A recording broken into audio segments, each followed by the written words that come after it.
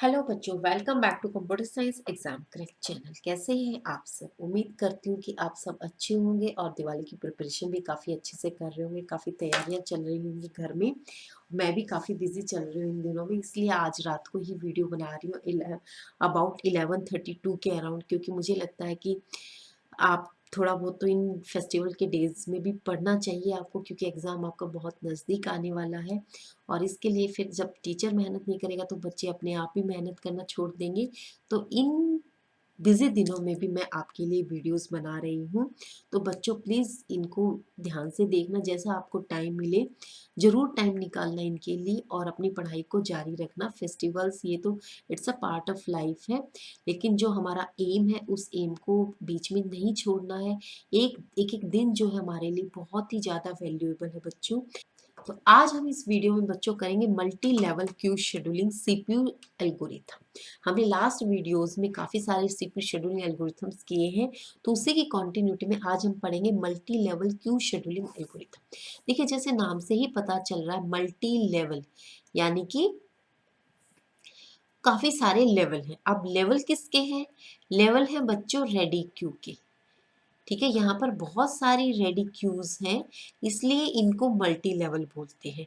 ठीक है, अभी जितने भी हमने सीपीयू शेड्यूलिंग एल्गोरिथम्स के, सब में एक सिंगल रेडी क्यू होती थी, लेकिन यहाँ पर बहुत सारी रेडी क्यूज हैं, मल्टीपल रेडी क्यूज है। दैट्स व्हाई वी से मल्टी लेवल क्यू शेड्यूलिंग।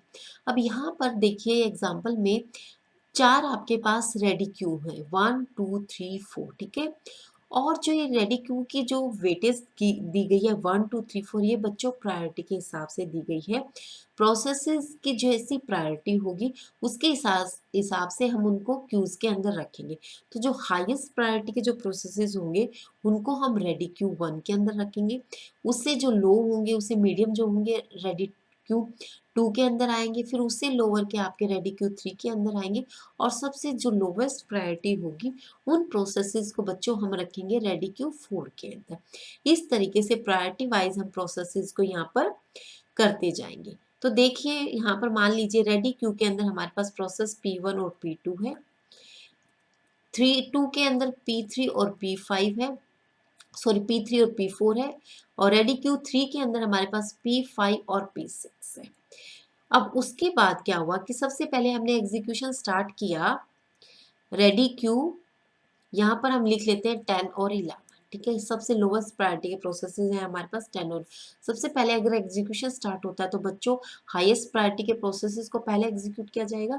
तो रेडी क्यू 1 के प्रोसेसेस को एग्जीक्यूट किया P1 और P2 को। ठीक है, उसके बाद क्या हुआ कि P1 और P2 को एग्जीक्यूट करने के बाद जैसे ही सीपीयू ने रेडी क्यू 2 पर स्विच किया और P3 और P4 को एग्जीक्यूट किया, तो इन बिटवीन क्या हुआ, रेडी क्यू 1 के अंदर दो और प्रोसेसेस आ गए P7 और P8। ठीक है, तो अब सीपीयू क्या करेगा, सीपीयू अगेन दोबारा से रेडी क्यू 1 को चेक करेगा। उसके अंदर कोई प्रोसेस अगर आ गया है तो वो पहले उनको एग्जीक्यूट करेगा। क्यों?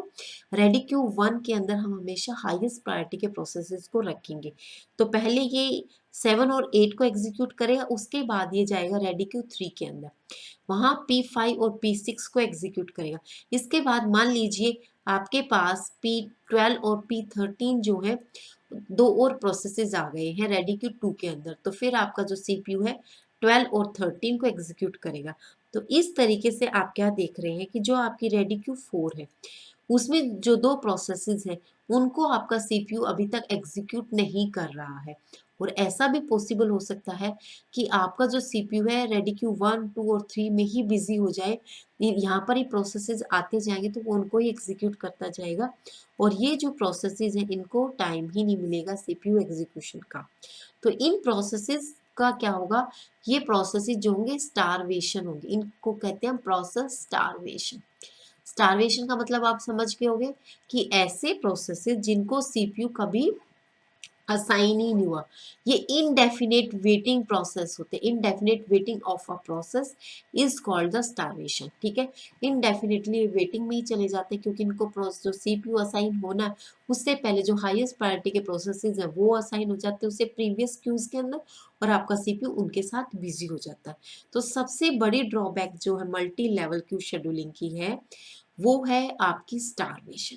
मैंने आपको प्रीवियस वीडियो में भी बताया था कि आपको एग्जाम में क्वेश्चन पूछा जा सकता है कि FCFS प्रोसेस आपके पास सीपीयू शेड्यूलिंग एल्गोरिथम है, shortest job first CPU scheduling algorithm है, priority based CPU scheduling algorithm है, multi level queue scheduling algorithm. आपको 4 एल्गोरिथम्स मान लीजिए दे दी गई और पूछा गया कि कौन सा ऐसा एल्गोरिथम है जिसके अंदर प्रोसेस स्टारवेशन नहीं है। तो बच्चों प्रोसेस स्टारवेशन जो है FCFS के अंदर नहीं है, SJF के अंदर भी है, क्योंकि यहाँ पर आपका सीपीयू क्या करेगा, शॉर्टेस्ट जॉब को सर्च करता रहेगा और उनको एग्जीक्यूट करता रहेगा। जो हाईएस्ट जो जॉब्स होंगी जिनका बर्स्ट टाइम ज्यादा हो वो बेचारे क्या होंगे, वो वेटिंग में चले जाएंगे, इंडेफिनिट वेटिंग में, और इंडेफिनिट वेटिंग का मतलब क्या, वो स्टारवेशन में भी जा सकते हैं। ऐसे ही priority based CPU scheduling algorithm है कि जिन प्रोसेसेस की लोअर प्रायोरिटी होगी कि मे भी उनको सीपीयू कभी असाइन ही ना हो पाए, इसलिए यहाँ पर भी प्रोसेसेस के स्टारवेशन में जाने के चांसेस हैं। और मल्टी लेवल क्यू शेड्यूलिंग में भी आप देख ही रहे हैं कि जो आपकी Q4 है उसके अंदर जो प्रोसेसेस है उनको आपका सीपीयू नहीं मिल रहा है एग्जीक्यूशन के लिए। तो आपका FCFS एक ऐसा एल्गोरिथम है जिसमें कोई स्टारवेशन की प्रॉब्लम नहीं आती, नो स्टारवेशन। बाकी ये जो तीनों है इनमें स्टारवेशन की प्रॉब्लम है। एक और हमारे पास एल्गोरिथम है राउंड रॉबिन बच्चों, ठीक है। राउंड रॉबिन शेड्यूलिंग एल्गोरिथम के अंदर भी कोई स्टारवेशन की प्रॉब्लम नहीं आती है, क्योंकि ये इक्वली टाइम क्वांटम जो हर एक प्रोसेस को देता है, चाहे उसकी प्रायोरिटी कुछ भी हो। यहाँ पे प्रायोरिटी मैटर नहीं करती, यहाँ पे जैसे टाइम क्वांटम आपको असाइन किया जाएगा प्रोसेस को, प्रोसेस एग्जीक्यूट होना शुरू हो जाएगा और जैसे उसका टाइम क्वांटम कंप्लीट हो जाएगा प्रोसेस वहां से बाहर हो जाएगा, ठीक है। तो FCFS और round robin CPU scheduling algorithms ऐसे दो एल्गोरिथम्स है जिनमें स्टारवेशन की प्रॉब्लम नहीं है। तो इस चीज को बच्चों ध्यान से करना, एग्जाम में क्वेश्चन पूछा जा सकता है, ठीक है। अब पॉइंट्स कौन कौन से ध्यान रखने हैं आपको multi level queue scheduling algorithm के अंदर। फर्स्ट पॉइंट क्या है कि पहले जो है आपका सीपीयू प्रीवियस जो अपर रेडिक्यूज है उनको कंप्लीट करेगा, फिर नेक्स्ट को करेगा, ठीक है। तो यहाँ पर आप लिख सकते हैं only after completion, only after completion of all process of ready queue, all process of ready queue, ready queue 1, ready queue 1, then only process the processes of ready queue 2, ठीक है। तो यहाँ पर रेडी क्यू 1 में जितने processes है पहले उनको एग्जीक्यूट करेंगे, फिर 2 के प्रोसेसेस को एग्जीक्यूट करेंगे, ठीक है। सेकंड पॉइंट आप क्या कर सकते हैं कि हाई प्रायोरिटी के जो प्रोसेसेस होते हैं बच्चों, high priority processes always kept in upper ready queues, high priority processes always kept in upper ready queues, ठीक है। इसमें जो मल्टी लेवल बताया मैंने कि जो ऊपर के जो आपकी क्यूज होती हैं वो उनकी प्रायोरिटी ज़्यादा होती है, और वो प्रायोरिटी ज़्यादा क्यों होती है, क्योंकि उसमें हम हायर प्रायोरिटी के प्रोसेसेस को रखते हैं, और जिनकी प्रोसेसेस की प्रायोरिटी लेस होती है उनको हम लोअर रेडी क्यूज के अंदर रखते हैं, ठीक है। तो ये जो आपका है कि यहाँ पर एक चीज़ और ध्यान रखनी है कि यहाँ पे स्टारवेशन की प्रॉब्लम है।